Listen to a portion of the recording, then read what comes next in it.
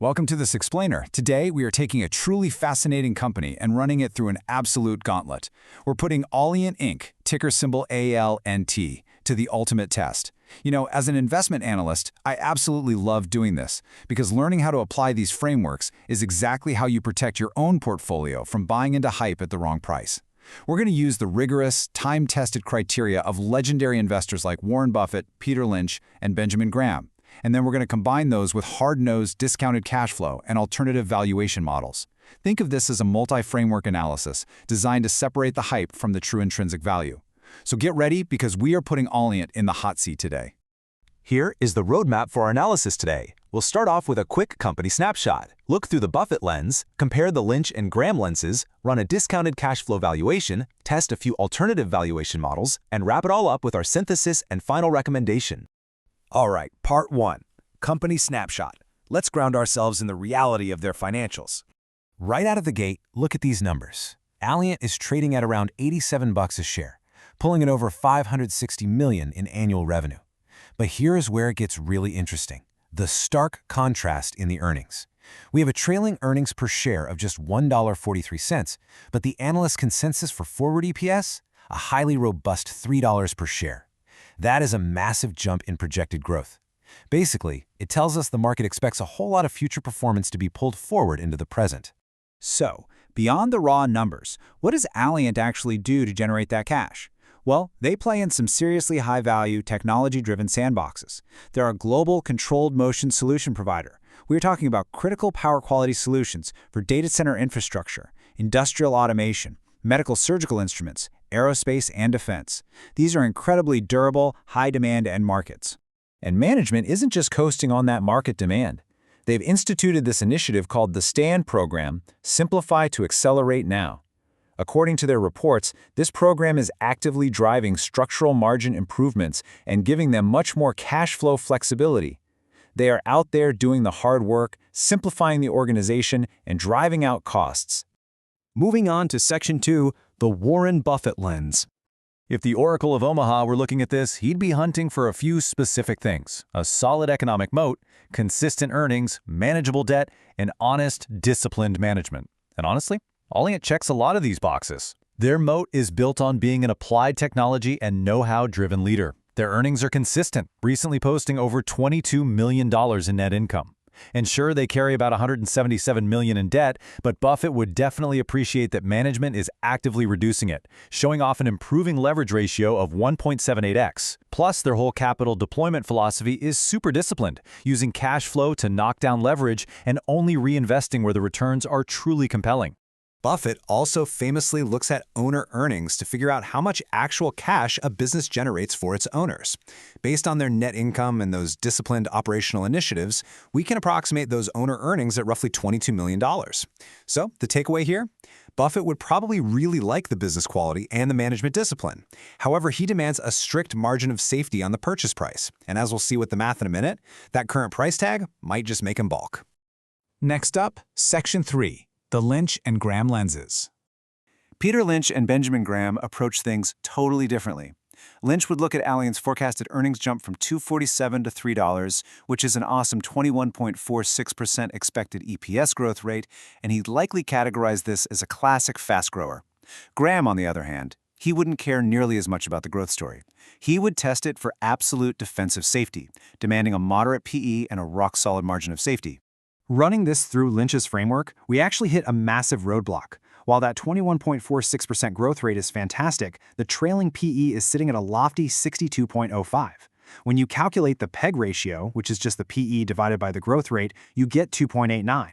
For Peter Lynch, a PEG ratio of 1.0 is fair value. A PEG of nearly 3.0, that is absolute nosebleed territory. The stock is priced for sheer perfection, and as a smart investor, you have to realize that leaves zero room for error if they miss their targets. So despite having a solid balance sheet with $40 million in cash, Lynch would likely view the stock as just too pricey right now. The verdict here is a hold, or even a sell. And then there's Benjamin Graham, the ultimate defensive investor. His classic intrinsic value formula is the square root of 22.5 times EPS times book value per share. We know the EPS is $1.43. Now, our data source didn't provide the exact book value, so to fill that gap for the model, we've assumed a book value of $20 per share, which aligns with typical industrial sector ratios. Plugging that in, Graham's formula spits out an intrinsic value of just $25.36. With the current price sitting way up at $87.27, there's literally zero margin of safety here. Graham absolutely wouldn't touch this stock at current levels. Okay, part 4, discounted cash flow valuation. Let's get to the hard math. It's time to take the guru personalities entirely out of it, strip away the emotion, and run a hard discounted cash flow or DCF analysis. What is the present value of all the cash this company will generate in the future? Here are our base case assumptions.